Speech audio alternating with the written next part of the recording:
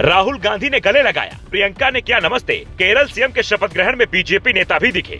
राहुल प्रियंका की कुर्सी से लेकर दर्शकों की संख्या तक आखिरी वक्त में क्यों बदली, क्या है नया संदेश?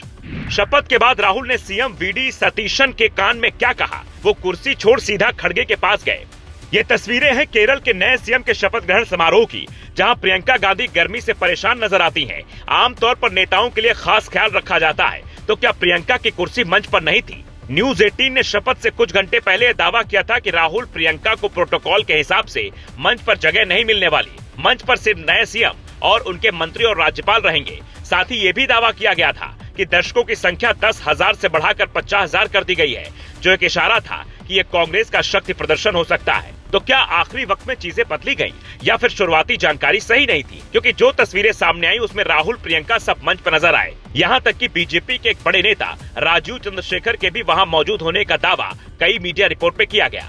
खास बात यह भी रही कि जिन पिनराई विजयन को कांग्रेस ने सत्ता से बेदखल किया, वो ममता बनर्जी की तरह नाराज होकर नहीं बैठे, बल्कि खुद भी वहां पहुंचे और नए सीएम को बधाई। इनके अलावा राहुल गांधी भी नए सीएम को नया संदेश देते दिखते हैं। ऐसा पहली बार हुआ है जब 68 साल के बाद केरल में किसी सीएम ने पूरे कैबिनेट के साथ शपथ ली।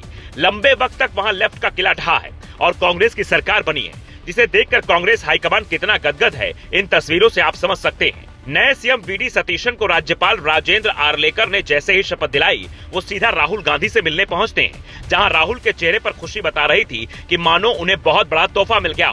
पर उसके तुरंत बाद वीडी सतीशन अपनी कुर्सी की ओर जाने के अंदाज में देखते हैं, जिसे भापते ही राहुल गांधी उनके कान में कुछ कहते हैं और वो सीधा कांग्रेस अध्यक्ष मल्लिकार्जुन खड़गे के पास पहुंचते हैं। वहां खड़गे भी उन्हें बधाई देते हैं। प्रियंका गांधी भी उन्हें नमस्ते करती हैं। शायद राहुल ने उन्हें कांग्रेस अध्यक्ष से मुलाकात के लिए कहा होगा, क्योंकि कांग्रेस में तो अब तक यही परंपरा रही है कि गांधी परिवार से मिल लिया तो सब कुछ हो गया। लेकिन राहुल शायद यहाँ नया संदेश देने की कोशिश में लगे हैं। हालांकि एक कहानी ये भी है कि राहुल गांधी की पहली पसंद वीडी सतीशन नहीं थे, बल्कि वो केसी वेणुगोपाल को सीएम बनाना चाहते थे। पर वहाँ के यूडीएफ गठबंधन और कांग्रेस कार्यकर्ताओं ने इसका सीधा विरोध किया। उन्होंने कहा, अगर वीडी सतीशन को सीएम बनाया गया तो वायनाड अगला अमेठी बन जाएगा। यानी राहुल गांधी को दबाव में यह फैसला लेना पड़ा और शायद वो अगले 5 साल तक सीएम बदल भी नहीं पाएंगे।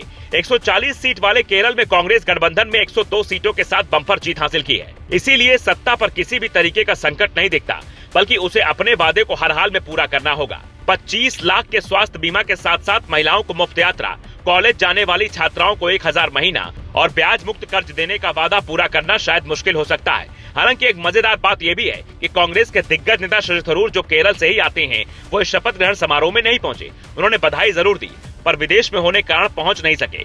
इससे पहले वो मोदी सरकार की तारीफ करते भी नजर आए हैं, जिसके बाद ये अटकलें लगने लगी थी कि थरूर बीजेपी में शामिल होने वाले हैं, जिसे थरूर ने सिरे से खारिज कर दिया था।